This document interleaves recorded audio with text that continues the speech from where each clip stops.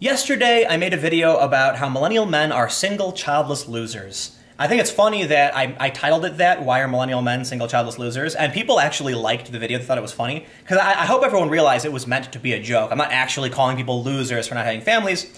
But, in going through this story and reading these things, I started to find some more articles. And I found this one from Real Clear Politics. It's actually from March of this year. Tucker Carlson. The patriarchy is gone. Women are winning. Men are failing. I thought it was really interesting because Sargon of Akkad did a, Carl Benjamin, he did a panel talk in New York. I was on the panel, but he did a presentation beforehand where he, somewhat facetiously, I say somewhat, talked about how because men are the minority in colleges, they are now the oppressed minority. If universities are majority female, and they are, then giving programs to women benefits the majority. And you're creating institutionalized sexism by benefiting the majority class, the one that are failing, that are succeeding more often than men. And then I saw this article, and the idea started to come together, where I think it's interesting to explore. I'm not sure I'm entirely convinced of it being true, but I thought it was worth doing a reading about. So in the story from Real Clear Politics, it says, Tucker Carlson interviewed Christina Hoffsommers, author of War Against Boys, in the last part of his March weekly series, Men in America. Carlson explained how the patriarchy has been dead, why the education system is failing boys, and then President Obama pushed the idea that girls thrive when men fail. He later addressed college courses that seek to fight toxic masculinity. You know, we've heard a lot about toxic masculinity. We've heard a lot about the wage gap. But what is toxic femininity? That's an idea that's been expressed, and I feel like people can't really quantify what it is. And to be completely honest, toxic masculinity doesn't have a clear definition either, other than it's kind of just a general egotist behavior. They call things toxic masculinity, but typically when people talk about toxic masculinity, they're really talking about narcissistic jerks. And that could be anybody. You know, based on how people explain it, women can be toxically masculine too. I mean, it's all rather confusing, I would say. Carlson says, the most remarkable fact about the decline of men in America is how relentlessly our leaders pretend it's not happening at all. The patriarchy is thriving, they tell us. Men are in charge, and they succeed precisely to the extent they thwart the progress of women. Society is a zero-sum equation in which a man's gain is a woman's loss. This is wrong, and we must rectify it. That's the message. The patriarchy is gone, women are winning, men are failing, he declared. Now, personally, I don't believe there is a patriarchy necessarily. A patriarchy literally means father, I believe it means like a father authority. Matriarch would be mother, and archy means authority, so it's an authority of the father. While it's true that, you know, maybe there was a patriarchy to an extent, but I think the idea that's missed is that men and women are symbiotic. We're human beings. We're one species with two genders, with two sexes. And so, here comes, people are going to start yelling at me for saying two genders.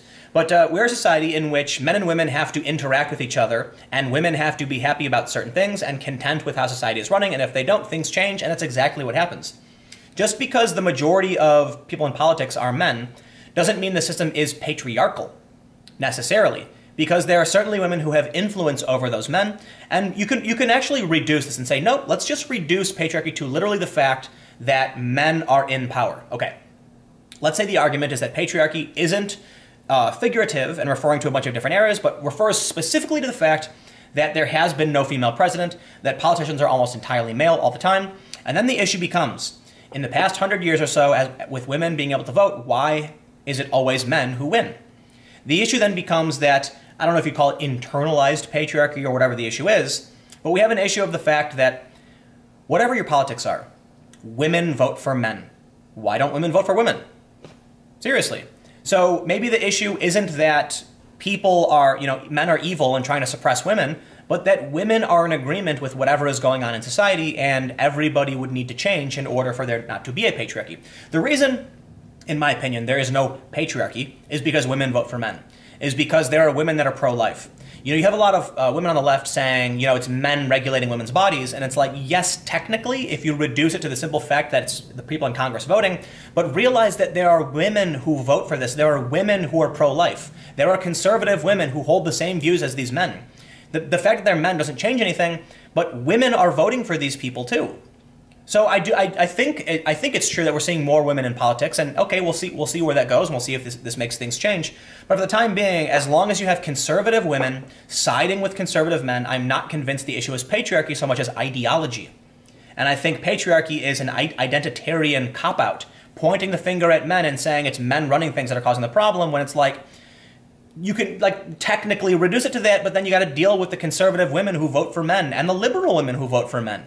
All right? Maybe everybody got, look, if you want to get rid of patriarchy, vote for a woman. I don't know what the issue is. It could just be that patriarchy is, if you believe there is, then maybe that's what society is and wants. I don't know. Let's continue with the story. Hoff Sommers wondered if boys fail, then what is going to happen to girls? She said, I think too many of the activist groups think that there is a trophy and either Venus is going to win or Mars, and their job is to root for Venus. No, there's not a trophy. Men and women and boys and girls, we are in this together. And if boys are in trouble, so are we all. I mean, these are young men with whom our daughters and granddaughters are going to make the future. So if boys are failing, what's going to happen to girls? Hoff Sommers asked. And then they have a transcript, it looks like. So it shows basically what he said, but Tucker Carlson said, men in America are now far more likely to die of a drug overdose. That's true. Drop out of the workforce because of addiction. Yes. Commit a felony. Go to prison. Yep. They fail in school much more often than women do. They kill themselves at many times the rate. It's true. Overall, they died years younger. Those numbers are not speculative. They are hard data gathered over decades by nonpartisan researchers. You'd have to ignore a huge amount of settled science in order to repeat the pieties of the 1970s era feminism, and yet that's exactly what our leaders continue to do. So that's true. And it's really interesting how there's this stigma around, I don't necessarily want to say men's rights, but men's issues. So the idea of men's rights, I understand why that can be contentious, because men have rights, and there are certain things where men are disadvantaged, but look, I'm certainly someone who believes that men do tend to have more technical privileges. They're like, I think it's silly that people say there is no male privilege. I think there is, but I also think there's female privilege. I don't know how you quantify who has it better or worse, but there are certainly areas where you can point to a man and say, that man absolutely has it better than these women. Take, for instance, dating, right? I did a video about a study that women have their attractiveness peak at 18 and men at 50. It's a huge advantage for men. Although men start off with a low marketplace societal value in terms of skill share and desirability, it slowly goes up over their whole life, and that is a benefit. At the same time, women start with an early advantage. So how you determine who has it better or worse is entirely difficult to do. But the reason why I'm rather confused by anger towards men's issues activists is because men do face issues. Men do have higher rates of suicide and drug addiction. Men lose pretty much, I believe it's something like 80-ish% of women win in divorce courts. I took a semester at a community college, and one of the courses I took was criminal justice. It was for about 2 months. I never finished high school. This is important information for those wondering. But you can go to college without a high school diploma, and most people don't know this. And so I took like an acting class and a criminal justice class. And one of the things I learned is that, well, there are a few stories where a man and a woman were getting a divorce because the wife was on drugs, and the court still awarded the kids to the drug addict wife, who then killed the kids. And this was just like one anecdote, mind you. But the point was that when people argue that men are not favored in courts, that men work dirty jobs and dangerous jobs are the overwhelming majority of workplace deaths, I'm like, wow, those are issues that should be accounted for. In the instance of workplace deaths, I don't know what you're going to do about that, because we're certainly not going to advocate for increasing the amount of death. We want to just get rid of workplace death altogether. But it isn't fair that women get less jail time for the same crimes, that women are going to win in courts. These are issues that I understand. But for some reason, when they're brought up, people are attacked and insulted because of it. Now, I think framing it as a men's rights activist is probably one of the problems. And I've seen a lot of feminists say those are feminist issues and you should side with feminists. And one of the things I've always told my feminist friends as to why I will never use the word feminist to describe myself, nor men's rights activist or conservative or whatever, I'll proudly say I'm a liberal, is that, for one, you never know how that group is going to change and what it's going to mean. But more importantly, when a feminist tells me that these issues are actually feminist issues, I say, you're going to have a hard time convincing someone who is angry at a system that benefits women that feminism is the right thing for him to embrace, because he is viewing you as the other. All right, and this is the problem. And the same can be true for, the other way. It goes both ways. You can't tell the other to embrace your ideology when they view you as the problem. What you could say is, I believe in equality and I believe your problems, the issues bring up, have merit. Let's talk about it.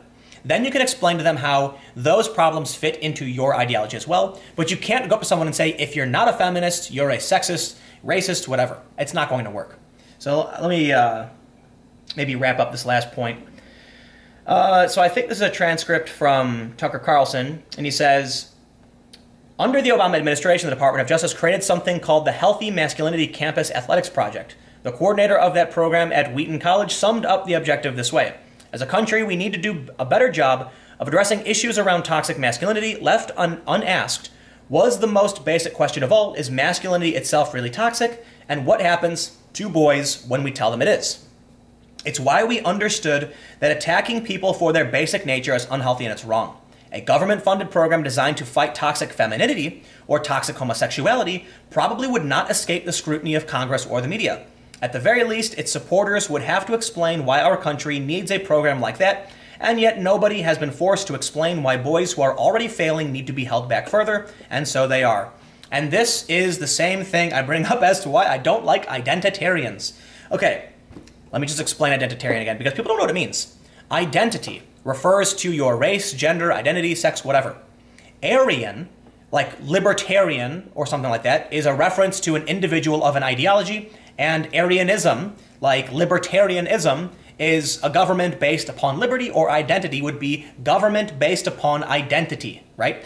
Essentially, if you're a socialist, it doesn't necessarily mean that you live in a socialist country, but you have some socialist ideas. You can be an identitarian, meaning you have a lot of ideas that are supported by identity-based politics. Everything is identitarian. What's going on with the far left and the alt-right. And the problem I have with it is that, for one, we don't want to base the actions of an entire group, or we don't want to enact policy based on just how someone appears, because individuals are always different. But also that it's going to end up holding back people who are already held back, or benefiting people who don't need to be benefited. Does it make sense that, you want to give affirmative action to Latinos? Okay. What if you've got someone who's like the granddaughter of, I don't know, Carlos Slim? She's Latina and she's a billionaire, or she's the child of a billionaire. Does she deserve affirmative action because of that? I think the answer is no. We don't want to give advantages to people who are already advantaged. We want to help out people who are disadvantaged. But basing policy off of just someone's race, what you're basically saying is everyone in that group is disadvantaged, even if you're a billionaire. Makes no sense at all. So I guess to end with this article, there's a bunch of stuff I was going to read. I guess I didn't get to it. Is the patriarchy gone? I don't know. I barely even know what patriarchy means at this point. Women are winning. Women are winning. It doesn't mean men are losing. So women are winning and men are failing. I think those are fair to say. But just because women are winning doesn't mean men are losing, and just because men are failing doesn't mean women are doing better. As Tucker Carlson says, it is not a, he says that they believe it's a zero-sum equation in which a man gains, woman lost. That's not true. It is a game where men can lose and it's bad for women. It is a net negative for everybody. When women lose, it's bad for everybody. When men lose, it's bad for everybody. When people win, a rising tide raises all ships. Stick around, I got one more video coming up in just a couple minutes.